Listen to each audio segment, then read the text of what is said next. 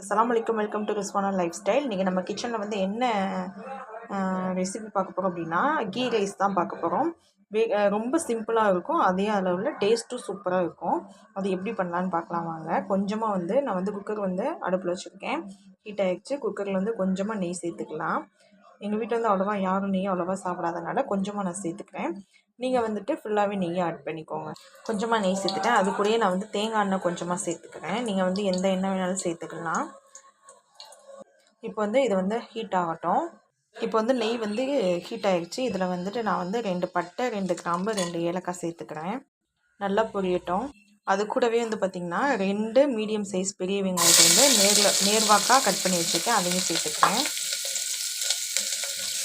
ரொம்பலாம் வதக்கிடக்கூடாது. பிரியாணிக்கு வதக்குற மாதிரி லைட்டாக வதக்கினா போதும். இந்த அளவுக்கு வதங்கினா போதும். இது கூட வந்துட்டு கொஞ்சமாக மல்லித்தலை, புதினாத்தலை சேர்த்துக்கலாம். அதையும் நல்லா ஒரு கிண்டி விட்டுக்கலாம்.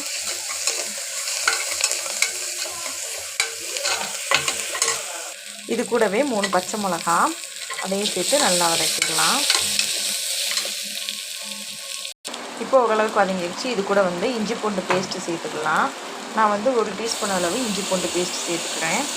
அதையும் சேர்த்து நல்லா வதக்கிடலாம், பச்சை வாசனை போகிற அளவு. இப்போ பச்சை வாசனை போயிடுச்சு. இது கூட வந்து ஒரே ஒரு தக்காளி சேர்த்துக்கலாம். தக்காளி சேர்த்து ஓரளவுக்கு வதக்கிடலாம். ரொம்ப வதங்கிடக்கூடாது. சும்மா ஒரு கிண்டிட்டு இப்போ தண்ணி ஆட் பண்ணிக்கலாம். நான் வந்து பார்த்திங்கன்னா இந்த டம்ளரில் வந்து 2 டம்ளர் வந்து அரிசி எடுத்திருக்கேன். 2 டம்ளர், ஒரு டம்ளருக்கு வந்து 2 டம்ளர் தண்ணி ஊற்றணும். இப்போ 2 டம்ளர் அரிசி எடுத்துருக்கேன். இதுக்கு வந்து 4 டம்ளர் தண்ணி ஊற்றிக்கலாம். தண்ணி வந்து அளந்து ஊற்றியாச்சு. இப்போ இதுக்கு தேவையான அளவு உப்பு சேர்த்துக்கலாம்.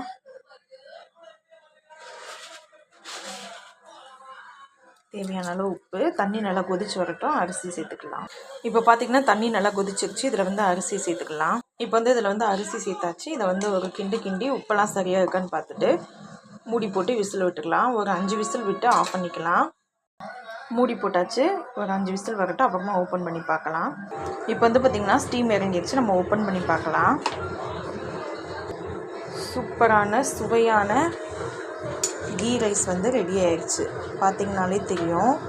உங்கள் வீட்டுக்கு கெஸ்ட்டு வராங்க, பட்டுன்னு ஏதாவது பண்ணணும் அப்படின்னு சொல்லி நினச்சிங்கன்னா வீட்டில் இருக்க பொருளை வச்சு நீங்கள் வந்து இந்த மாதிரி சிம்பிளான டேஸ்டியான நெய்ச்சோறு வந்து ரெடி பண்ணலாம். இந்த வீடியோ உங்களுக்கு பிடிச்சிச்சுன்னா லைக் பண்ணுங்கள், ஷேர் பண்ணுங்கள், கமெண்ட் பண்ணுங்கள்.